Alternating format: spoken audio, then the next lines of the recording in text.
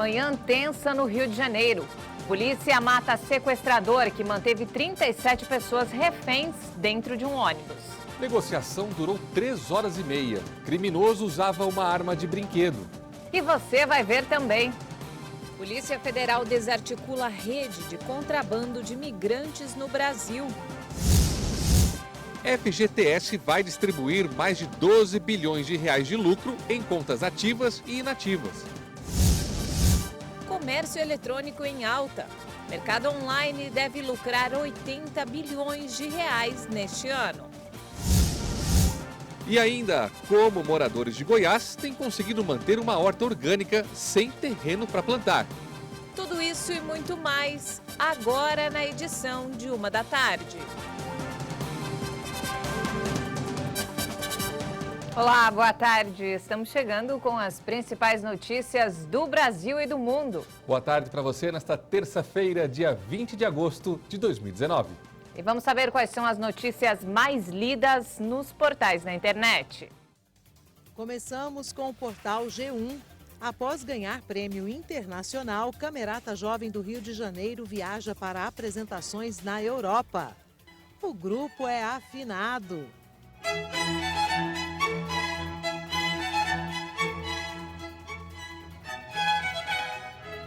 É formado por jovens que moram em comunidades cariocas. Além da sintonia fina, essa rapaziada ganhou o Swiss Charity Award 2019. O grupo do Rio foi escolhido entre jovens de 40 países. Agora eles guardam os instrumentos, arrumam as malas e se apresentam em um tour pela Europa. Que orgulho, hein?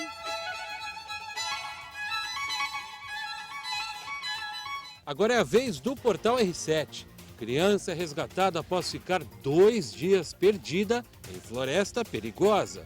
Kolya Barkatov, de apenas 3 anos, sumiu da vista dos pais durante a colheita de frutos em Bolsherechensky, na Rússia.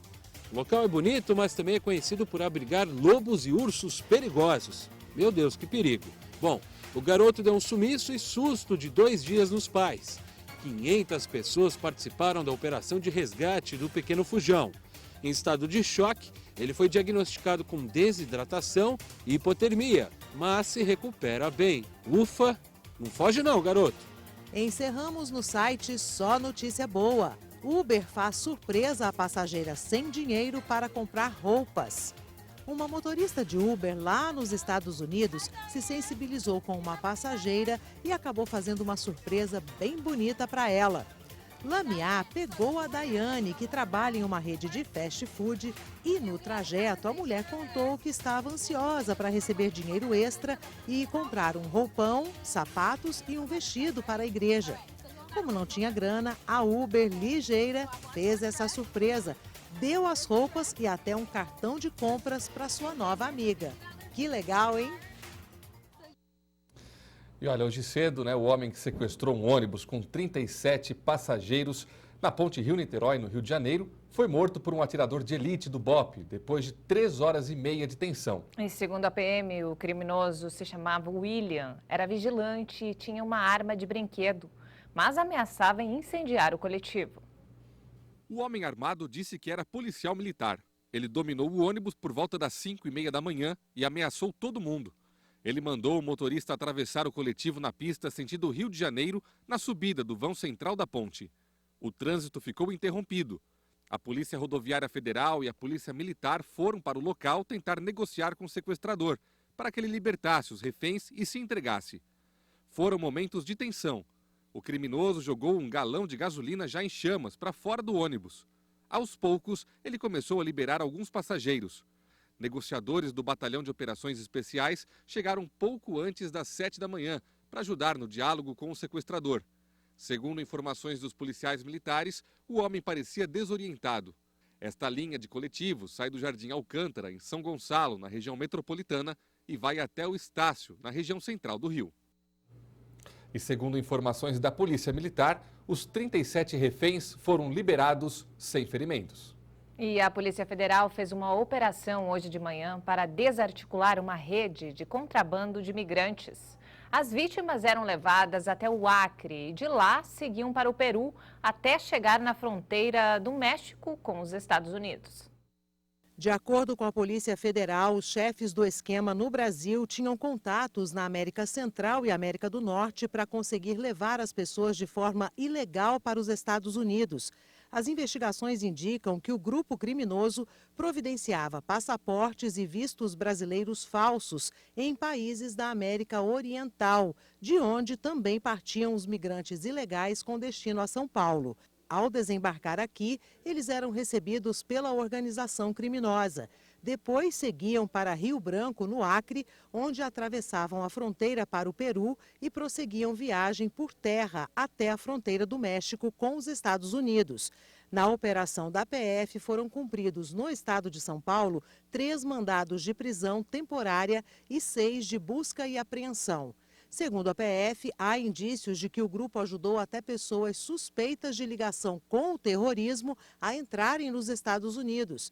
Os investigados devem responder pelos crimes de contrabando de imigrantes, formação de organização criminosa, falsificação de documento e divulgação de material nazista.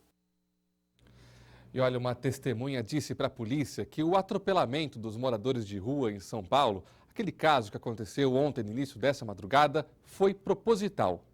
Veja esse e outros destaques em um giro de notícias pelo Brasil. Uma testemunha disse que viu um dos moradores de rua com um pedaço de pau na mão no momento em que 2 homens saíram do bar e entraram no carro.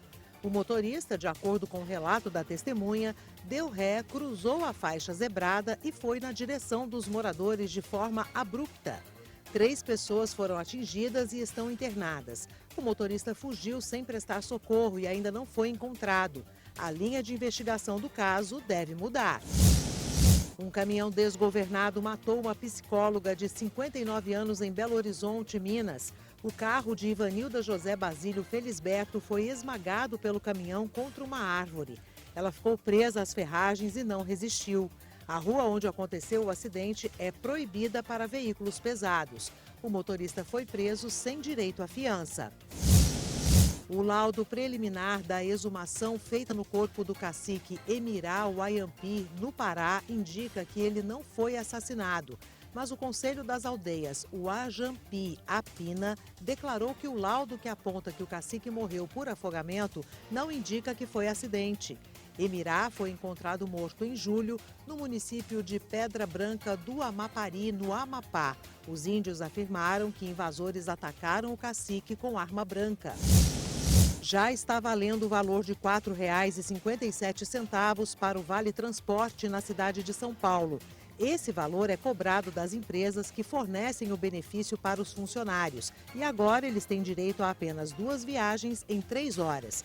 Quem usa o bilhete único comum continua pagando R$ 4,30, com direito a 4 embarques em 2 horas.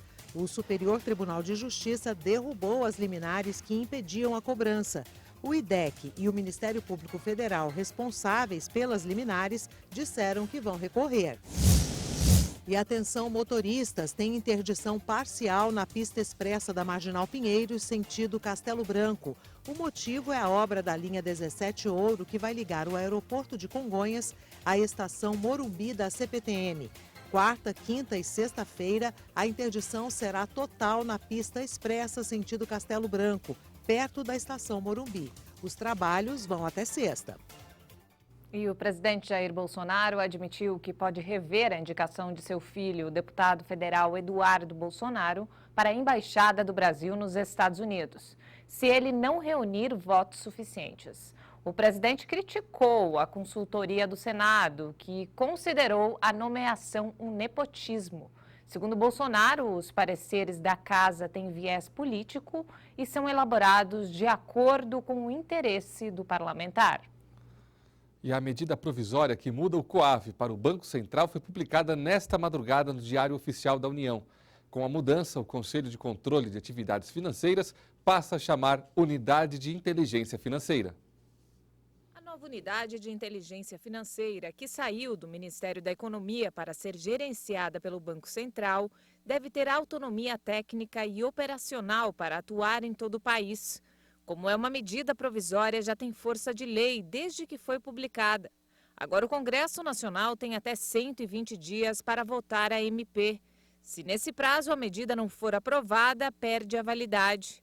A Unidade de Inteligência Financeira vai responder à diretoria colegiada do Banco Central e vai contar com o apoio administrativo dos Ministérios da Economia e da Justiça neste período de transição.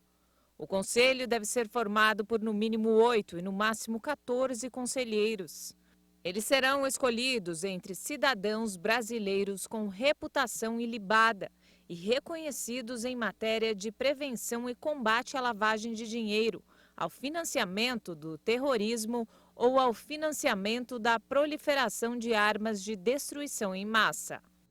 E olha só, agora uma boa notícia ao trabalhador. O Conselho Curador do Fundo de Garantia por Tempo de Serviço aprovou a distribuição total de lucro do FGTS no ano passado. Dessa forma, os trabalhadores vão receber mais de 12 bilhões de reais.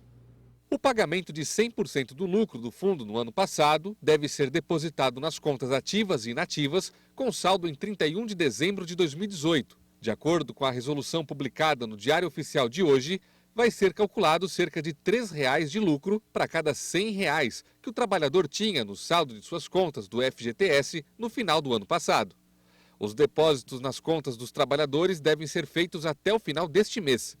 Esses valores vão ter as mesmas regras para saque a que estão submetidas as contas do Fundo de Garantia, em caso de demissão sem justa causa, doença grave, compra da casa própria e saque aniversário, entre outras. A regra anterior determinava a distribuição de 50% do lucro do fundo aos trabalhadores. Com a maior distribuição, o fundo deve passar a render mais que a poupança, o que não vinha acontecendo.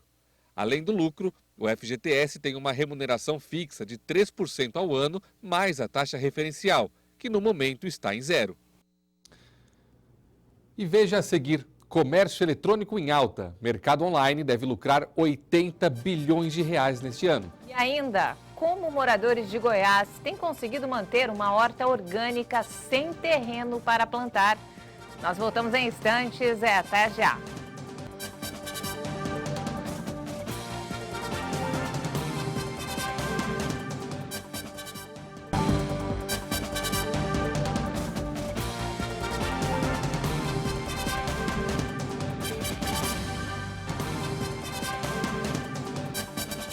Estamos de volta, 1h19 e uma pesquisa da Associação Brasileira de Comércio Eletrônico mostra que as lojas online devem lucrar 80 bilhões de reais em vendas só neste ano. A estimativa é que até o fim do ano o comércio eletrônico arrecade 265 milhões de pedidos.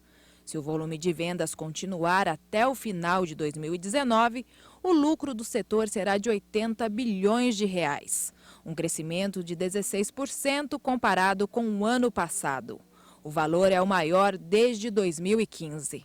Até o final do ano, o número de lojas virtuais deve chegar a 87 mil.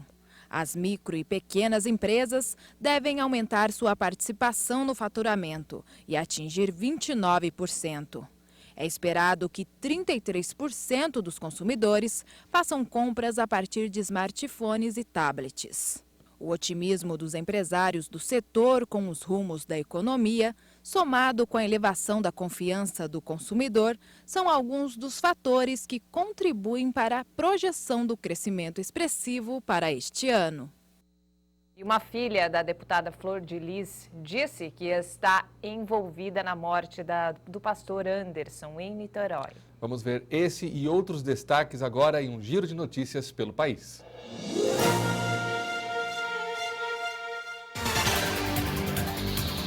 Marzi Teixeira da Silva disse para a polícia que pagou um dos irmãos para matar o pai.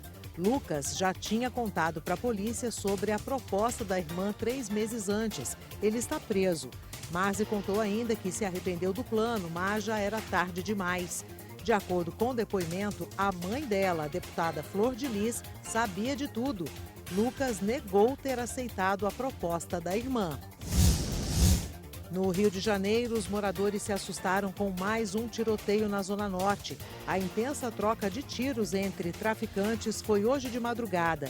Testemunhas disseram que ouviram várias explosões. Não há informações de feridos. Em Belo Horizonte, Minas Gerais, um homem foi preso depois de tentar matar a ex-mulher. Adilson Evaristo colocou fogo no colchão onde ela dormia. Moradores ouviram os gritos da vítima e controlaram o fogo. O suspeito, que já tinha passagem pela polícia, ainda tentou fugir com os filhos do casal. 4 pessoas ficaram feridas durante uma queima de fogos num festival em Cuiabá, no Mato Grosso. 2 estão internadas em estado grave. Um vídeo gravado por pessoas que estavam na festa mostra o momento do acidente. Um rojão falhou, caiu no chão e explodiu. Nenhum responsável pelo festival se manifestou até agora. E também no Mato Grosso, o fogo destruiu parte do Parque da Chapada dos Guimarães. O incêndio começou no dia 9 de agosto e queimou 11% da reserva. A área total atingida dentro e fora do parque ultrapassa 9.500 hectares. Por questão de segurança, o parque foi fechado para visitação. E o primeiro-ministro da Itália, Giuseppe Conte, disse que vai apresentar sua renúncia ao cargo. O anúncio foi feito hoje durante um discurso ao Senado. Ele tomou a decisão após ser desafiado por uma tentativa de censura proposta pelo ministro do Interior e líder da extrema-direita no país, Matteo Salvini. Conte afirmou que Salvini foi irresponsável em criar uma nova crise política para a Itália por interesses pessoais e de seu partido.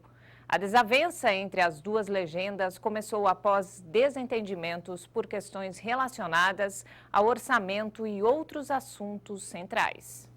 E a Bolívia tenta combater os incêndios florestais que já devastaram 471 mil hectares de florestas, plantações e pastagens.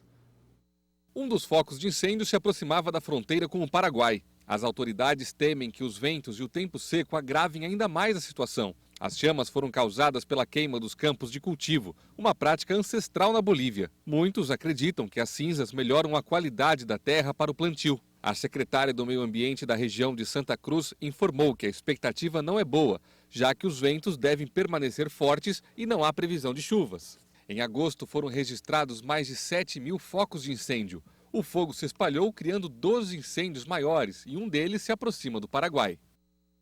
E a chefe executiva de Hong Kong, Carrie Lam, declarou nesta terça-feira que está disposta a criar uma plataforma de diálogo com os manifestantes, mas não chegou a aceitar as demandas feitas por eles. Carrie Lam afirmou esperar que a ex-colônia britânica retorne à calma em breve. No domingo, muitos moradores de Hong Kong participaram de um protesto no Parque Victoria, em grande parte pacífico. Espero sinceramente que este seja o começo da sociedade voltando à calma e evitando a violência. Mas, ao mesmo tempo, ela se recusou a ceder às demandas do movimento. A crise política, a mais grave da ex-colônia britânica desde sua devolução em 1997, começou em junho para criticar um projeto de lei do executivo local que pretendia autorizar extradições para a China. O movimento exige o abandono total do projeto de lei, a renúncia de Lam e uma investigação sobre o uso da força contra os manifestantes por parte da polícia. Lam adotou um tom mais conciliador, mas se recusou a anunciar a retirada oficial do projeto de lei.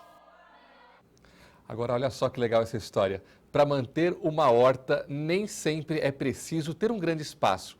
Com criatividade e boa vontade, dá para cultivar alimentos saudáveis e sem agrotóxicos. É verdade, foi exatamente isso que fizeram os moradores de um bairro em Goiânia. Eles decidiram se unir para plantar verduras em espaços vazios na calçada, na rua onde moram. É um belo exemplo que merece ser copiado. Salsinha, cebolinha, couve chinesa, agrião, jiló, espinafre, 3 tipos de alface. Tudo que uma horta de primeira precisa.